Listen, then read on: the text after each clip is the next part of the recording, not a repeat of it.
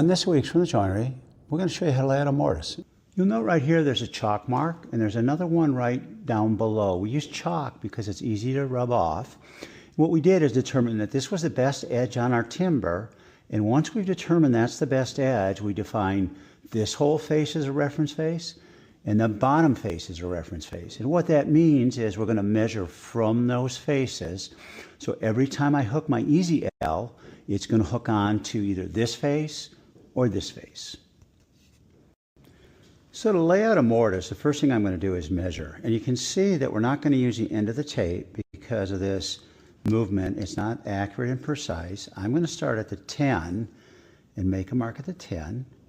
And then I'll move up to the 15 and a half and make a second mark. We're going to put a 6-inch timber into this beam. So to account for the reduction, the length of that mortise is 5.5 inches.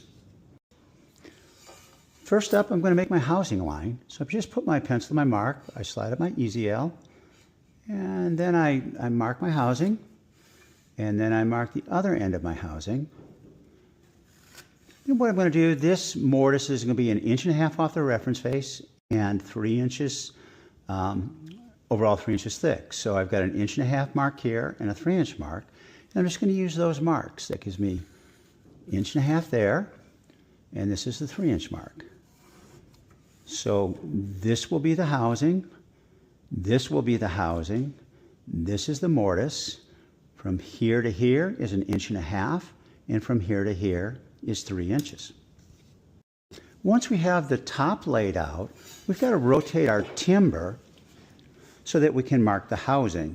And the housing is going to be measured off the reference face. We want it about 1/2 inch thick, but we're measuring from the reference face on an 8-inch timber, so we're going to measure up 7.5 inches. So just transfer my marks here from my housing line so I know where they are. And then here, I'm going to make a mark at my 7.5 inches. Then I'm going to come back here and extend my housing line right down to that mark. And this is the housing that will be removed. If you actually take a look here, it's a little narrower on this side as compared to this side, which is pretty normal with timbers that come right off of the sawmill. But this line here is parallel to this line, so when we put everything together, it's all going to fit up nicely. We then need to repeat that process on the other side. So we're going to roll up. I'm going to roll our timber over to the other side. I'm going to pick up the easy L, which is on the floor. And again, I'm going to put this easy L on my reference face. I'm going to hook onto that. I'm just going to make my mark so I can see where they're at. A little tick mark.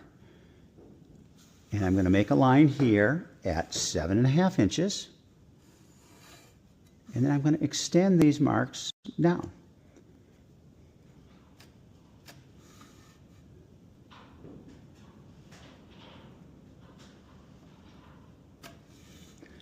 And this will come away. Now, in this case, there is a little variation. It's a little less than the other side, right? Because timbers are going to be a little bit different. That saw blade tends to wander a little bit as it's cutting the timbers.